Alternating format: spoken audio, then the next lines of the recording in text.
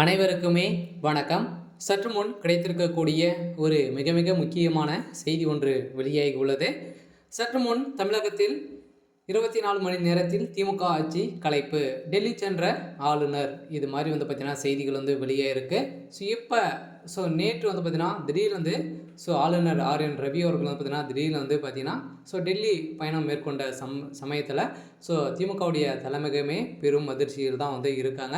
இப்போ திமுக பார்த்தீங்கன்னா சட்ட ஒழுங்கை மீறி பார்த்தீங்கன்னா நடந்துட்டு வருகிறதாக அனைவருக்குமே இது தெரிந்துட்டு வரும் இல்லையா? இதை தொடர்ந்து தான் இப்போ ஆளுநர் ஆர்.என். ரவி அவர்கள் பார்த்தீங்கன்னா அமித்ஷாவை சந்தித்து ஒரு முக்கிய முடிவுகளை தான் எடுக்க போகிறதாக ஒரு பரபரப்பான செய்தி வெளியே வட்டாரத்தில் பேசப்பட்ட ஒரு நிலையை தான் இப்போ திமுகவுடைய தலைமையகத்துக்கு அவருடைய ஆட்சியும் ஒரு கேள்விக்குறியாக தான் மாறி இருக்கு.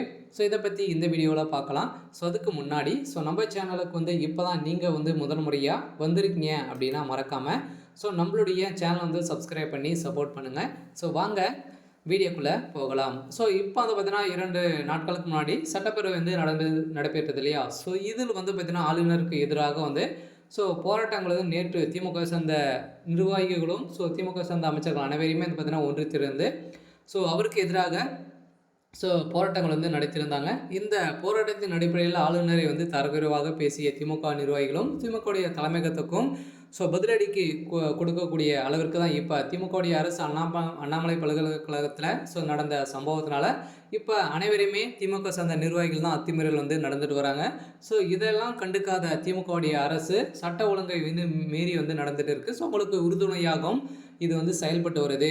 அந்த கொலைகளுக்கு அனைவருக்குமே உறுதுணையாக தான் திமுகவுடைய அரசு செயல்பட்டு வருது அப்படின்ற மாதிரி பார்த்தீங்கன்னா அத்துமீறல் பார்த்தீங்கன்னா ஆளுநர் பார்த்தீங்கன்னா இப்போ அதிரடியாக குற்றச்சாட்டுகள் வைத்து தான் இப்போ திடீர்னு டெல்லி சென்ற ஆளுநர் அவர்கள் ஒரு முக்கிய முடிவுகளாக தான் சென்னைக்கு வரப்போகிறாரு.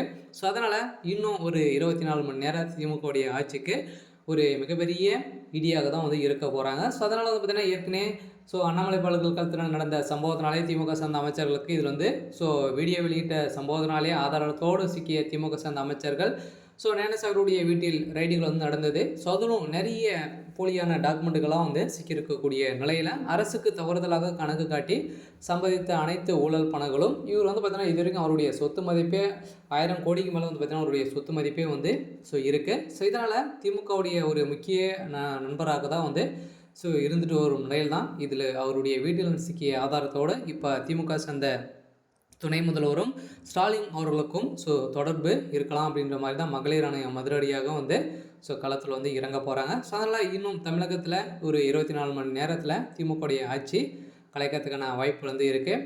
இருந்தாலும் என்ன நடக்குது அப்படின்றத வெயிட் பண்ணி பார்க்கலாம். இது மாதிரி செய்திகளை தெரிஞ்சுக்கணும் அப்படின்னா மறக்காமல் நம்மளுடைய சேனலை சப்ஸ்கிரைப் பண்ணிக்கோங்க. தேங்க்யூ.